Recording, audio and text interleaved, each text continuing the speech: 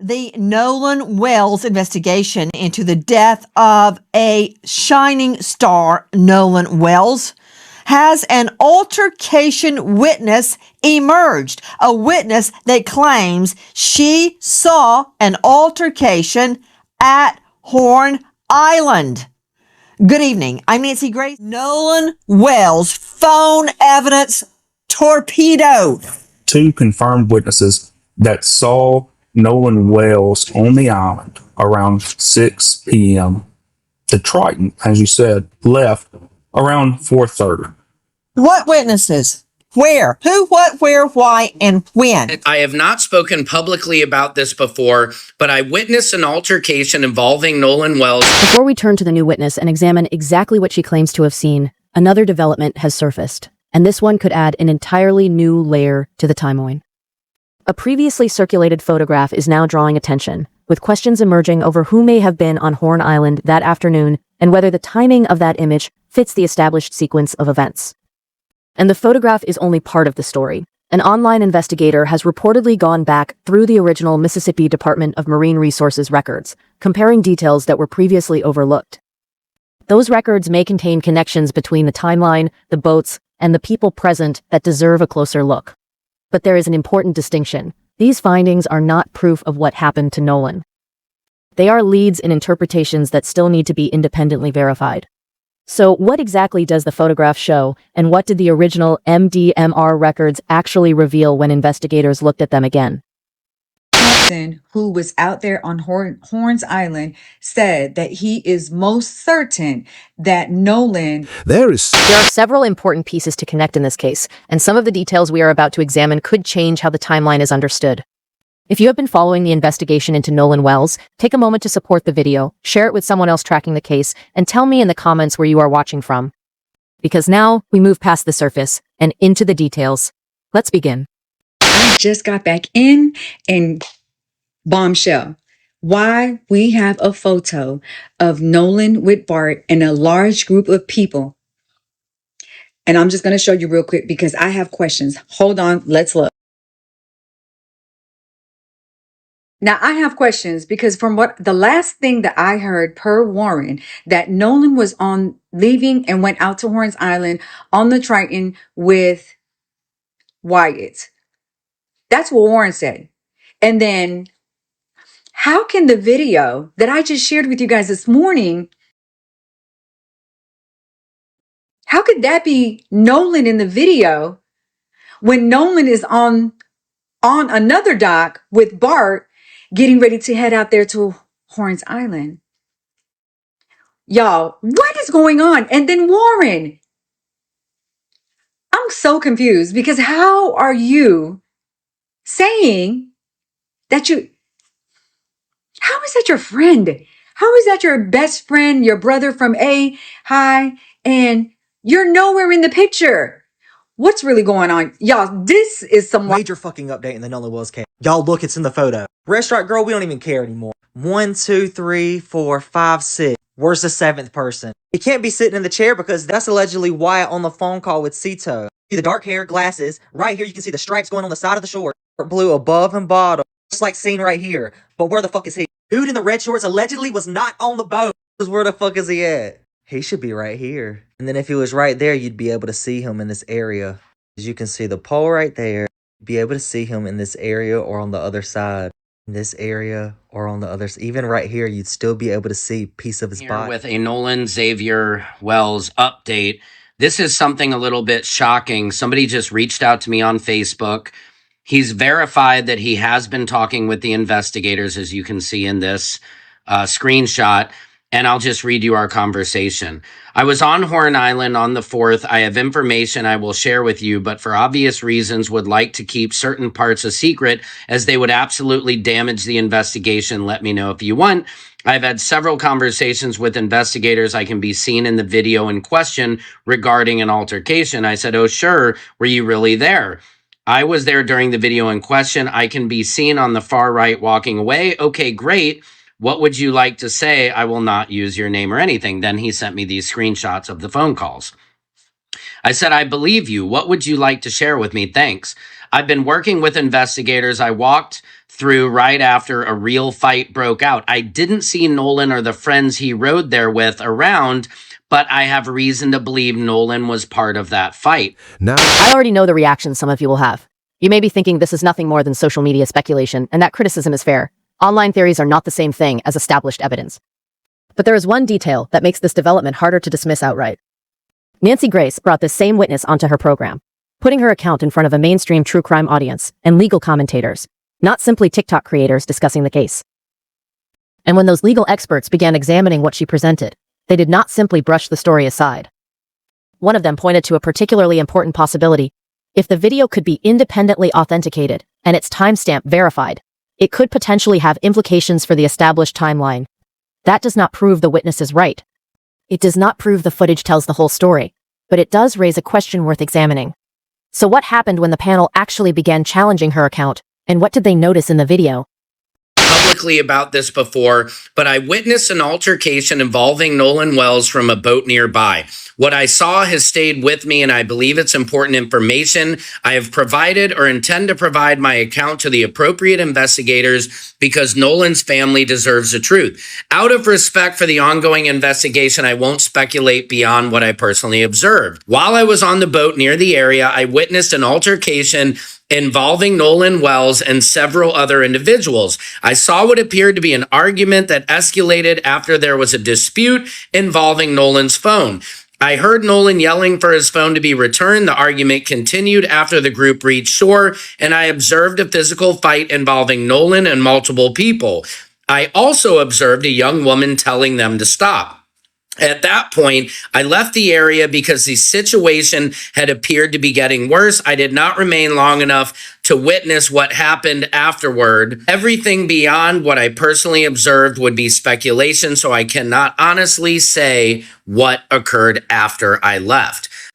Then she said she messaged one of the individuals that she saw, hey, I just want to say I was a passenger on another boat and I saw the argument between you guys and we'll go to the police with this information. I also have video footage. My husband doesn't show much, but it shows the argument that was taken and how you guys were upset at Nolan because of the young lady. That from Secret Service Sam on TikTok.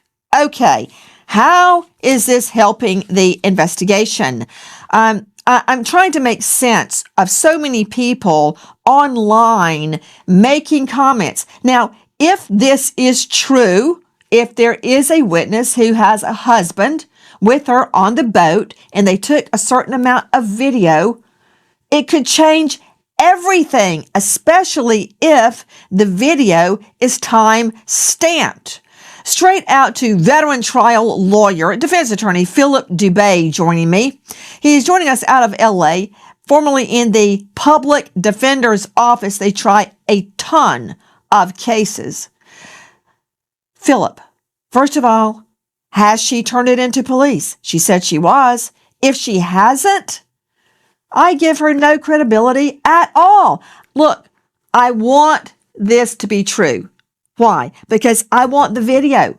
I want to see the timestamp on the video. I want to see, was he still on Horn Island at 4:30 when his acquaintances on the Triton boat left? I want that video. And if she hasn't brought this forward to LE, law enforcement, then it means nothing to me. I mean, if I know a young man turns up dead in the water, and I know there's a controversy surrounding this, I mean, we know she knows that because she's gone online and posted it, then why not hand it over to police?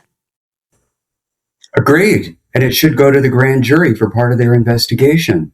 But I got to tell you, if I were cross-examining her, should this even go to trial, the first question I'd ask her on that 4th of July, what she had been drinking. Before that video got activated, everybody would want to put him up and smoke. So many people were partying. Okay, man. Have you lost your mind? You defend criminal cases. I bet everybody you put on the stand has either been high, drunk, or worse during the altercation.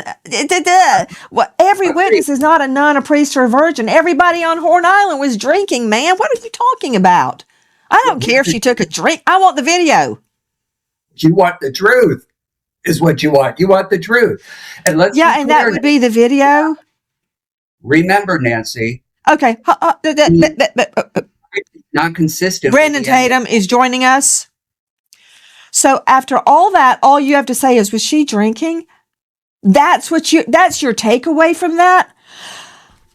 Joining me is Brandon Tatum, former police officer, Tucson, now star of The Officer Tatum on YouTube, who famously has interviewed the acquaintances who all say they had nothing to do with it. Let's just put that out there. He's interviewed them extensively. I want to talk about not what you want to talk about, Brandon Tatum, which is they had nothing to do with this, because I met them and I believe them. So noted. Can we talk about a potential witness to an altercation? And she seems to suggest it was over Katie. Why? Don't know what the altercation was. Maybe it was, hey, leave her alone and get on the boat. Or leave her alone, she's my girlfriend. Or it could be anything. But if there is a witness placing Nolan seemingly in the water, I can't tell that, but having an argument with another person, a partier at Horn Island, that is significant. It could prove or disprove your friend's timeline. Well, Nancy, I think that it's a big obstacle to climb here because I've never heard of this altercation whatsoever. Nobody that I've talked to have alluded that this altercation was real. And also Katie, whom I saw her text messages, she didn't even say this altercation occurred. What I will say is that if I was an investigator in this investigation, I want to hear that. I want to be able to compare that information to other things that we may have or other witness statements. But I don't think it's significant because it doesn't show if Nolan Wells was actually killed in that altercation. She's claiming that there was an altercation between him arguing with somebody else. There was a potential fight, but that doesn't get me to how did he drown? How did he get in the water? And how did he not recover and come home to his family? So I would take that into consideration. I would compare that to the other interviews that I've done, but I don't think it's significant whatsoever. However, I would be incredibly skeptical because there's no other statements that I've heard from anybody that comes even close to an altercation with Nolan Wells and others. Did you hear the significance of what Tatum just said? According to his account, he had never heard about this alleged confrontation. He said that none of the people he spoke with had brought it up either, not a single person. And that is where things get interesting, because someone later went back through Tatum's own statements and publicly available records, looking for anything that might confirm or contradict what he had said. What they reportedly found raises questions that deserve to be examined carefully. But before we continue, there is another case viewers have been asking about. Beyond the Nolan Wells investigation, the Lindsay Clancy trial has also captured widespread attention. If you want a full breakdown of that case in a future video, let me know in the comments. Now, back to Horn Island. Because we have not reached the detail that may put everything we have discussed into a very different context. There is a captain, there is a specific moment in the timeline, and there is an online review of the original MDMR reports that reportedly uncovered a name, and even a single word that had received little attention before. That is the trail we are following next.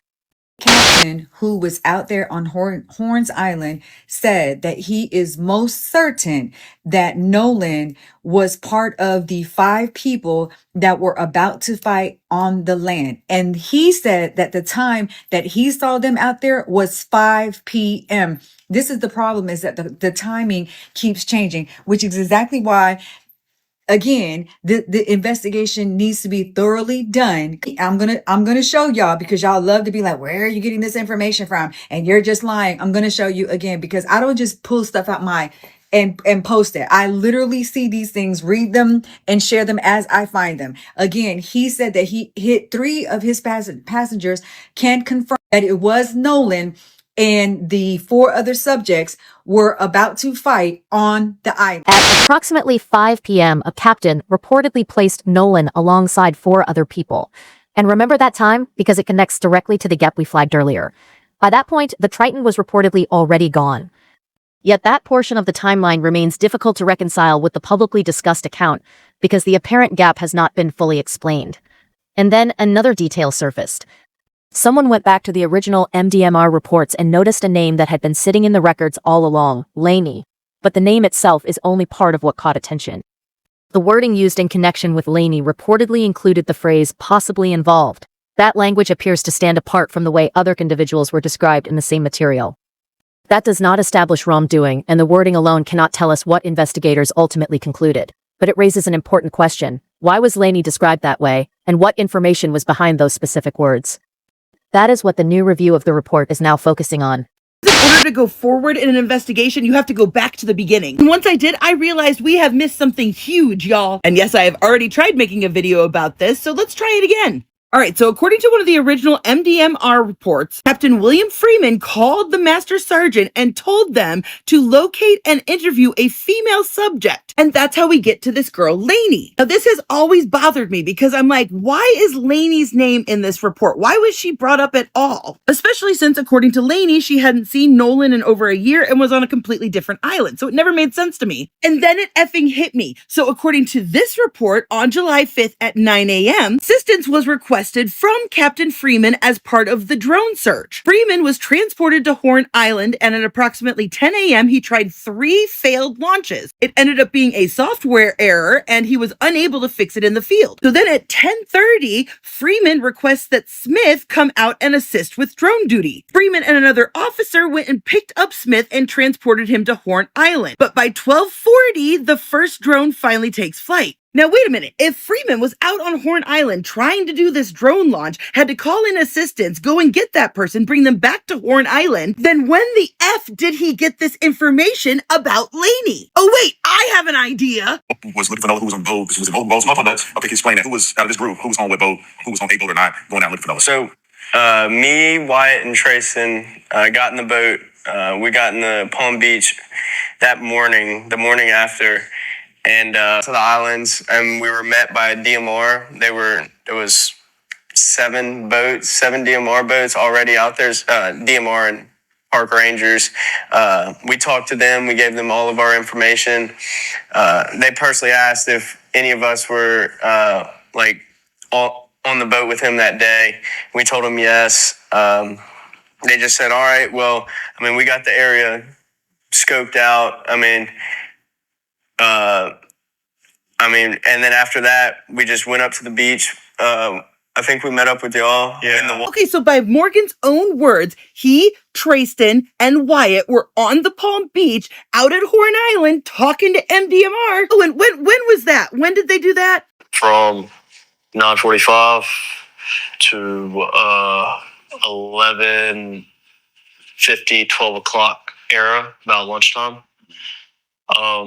While we were on the water, we talked to a rescue guy. Oh, you were out there until 11:50, you say? You mean 5 minutes before this phone call happened? Does that sound like a coincidence to you? Now, I don't think it's out of the realm of possibility to conclude that they were the ones who gave this information to Captain Bill Freeman. Again, why would they give Laney's name if she wasn't there in that group that day? Especially when he was supposedly last seen with Katie, whose name again is conveniently absent from any report that we've seen. Now, this is about to get deep, y'all, because I reread the line again, now knowing that the boys were the ones who probably gave this information and not just some random good citizen. Specific wording says, Captain Freeman said to locate and interview a female subject that was possibly involved with the missing person on Horn Island. Possibly involved?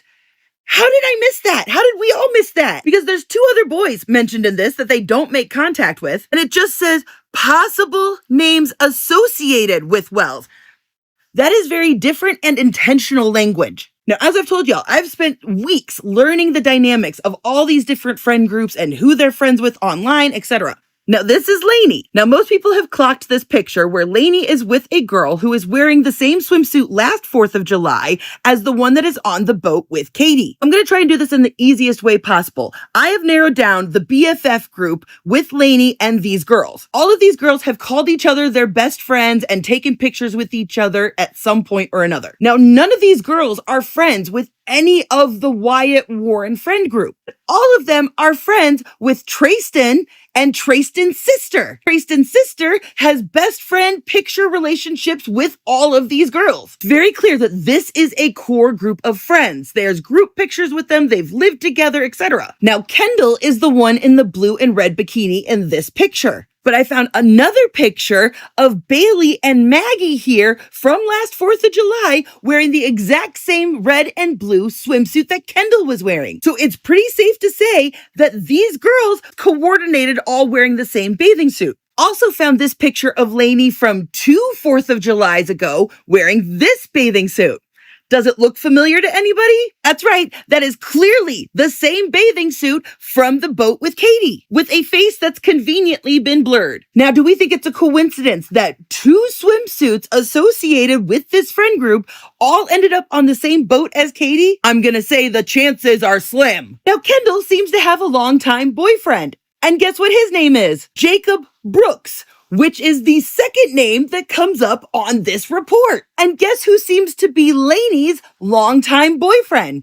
Drew Johnson, the other name on this report. Now, Drew, unlike all of these people over here, Drew is friends with the Warren Wyatt friend group. Also the only one out of this entire group that is Facebook friends with Nolan. If this was the boys telling this information to the captain, why were they saying that their buddy's girlfriend was possibly involved with Nolan? And why would Trayston be snitching on his sister's friends like this? Now wait, one of Katie's BFFs, Nevaeh, is friends with a Caden McGrath. Caden is friends with 0 people from either group except for Nevaeh, as far as I can tell. Caden is somehow related to a Joe, who is frequently advertising on his page for the Biloxi Bay RV Resort. The one that I was saying that according to the GPS coordinates looks like they may have dropped somebody off at. So in my opinion, Joe is clearly somehow related to the Marty McGrath, who was the one who apparently took all these people on this boat, including Katie, when this friend group was supposedly left on this island. And I feel like that language is really important and overlooked because left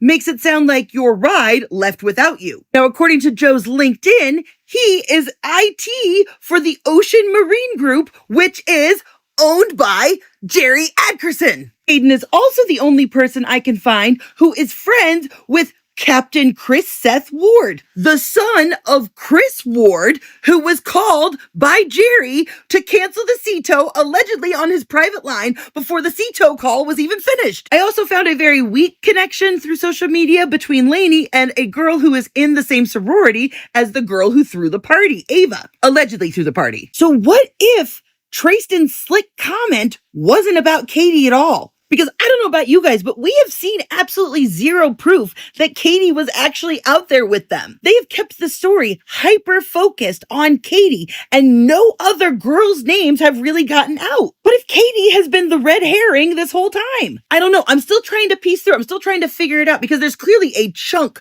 that is missing out of this story. Like, I think Lainey is a red herring too, don't get me wrong, because I don't see these boys like freely offering up their motive or anything. But it sounds like maybe this Lainey girl was involved with Nolan behind her boyfriend's back at some point, and they tried to use that. Then there is another account, this time allegedly coming from someone who says they were involved in transporting Nolan's body. According to that person, the condition of Nolan's body when it was moved was reportedly different from what some members of the public had expected. But there is a critical caveat here. The identity of this individual has not been established, and there is no documentation currently available to independently verify the account. So this should not be treated as confirmed evidence or as an official finding. Still, because the claim touches directly on the condition of Nolan's body after recovery, it has drawn attention alongside the other unresolved questions surrounding the case. And if the account were ever authenticated, the obvious question would be, what, if anything, could it tell investigators about what happened before Nolan was recovered? Video of the 2 girls detailing the condition of Nolan Wells' body when it was transferred. I do want to give a trigger warning because it's definitely hard to hear. All right, so we want to talk about Nolan Wells today. So today, we actually know someone that works transporting bodies, human remains, and things like that. So today I got a call from that person, and they were just talking about the body that they came across. This was Nolan Wells. So before knowing all that, he said that the body was mistreated. Yeah. It looked abused. It looked like he was tortured. Looked as if he was burnt, maybe. Where? face, body, said he was burned. And not only that, his body was mistreated and when they transported him. So as they were transporting him, he was actually face down. So everyone knows when you're transporting a body, when only a couple of people work that job, they all know you don't transport the body face down. It's kind of very disrespectful. So you always have them face up. Well, specifically his body whatever reason was face down. And me personally, I took that as disrespect. Yeah.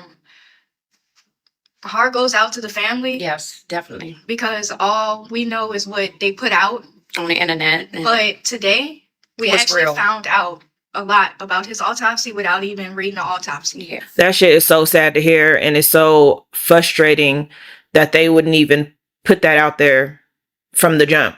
Like, if y'all know the condition of his body, y'all know that he was tortured, y'all know that somebody did something to him, but y'all still wanted to come out talking about there's no signs of foul play and all that other bullshit.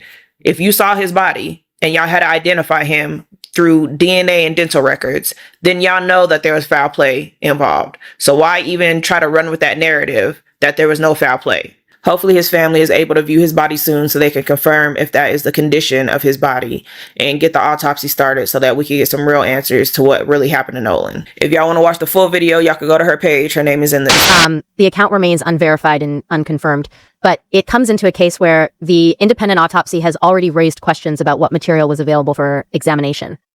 According to the family's account of those findings, the trachea, hyoid bone, and laryngeal cartilage were not provided with Nolan's remains for that examination.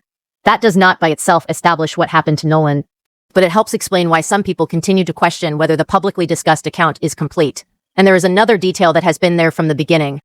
The young men reportedly said early on that people die in those waters all the time. That became part of the narrative before many of the questions now surrounding the case had fully emerged. Then someone went back to the records.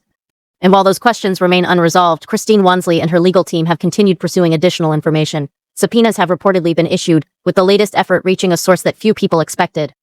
The district attorney has also indicated that the case is headed toward a grand jury. The state autopsy has reportedly been completed, with the results expected to remain sealed until that process.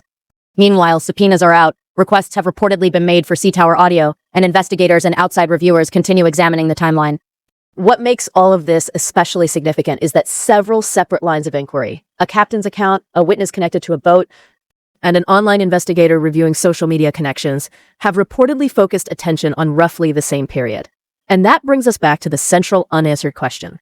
What happened to Nolan Wells between roughly 4:30 p.m. and the time his body was eventually recovered? If you believe someone on that island knows more than they have said, comment truth.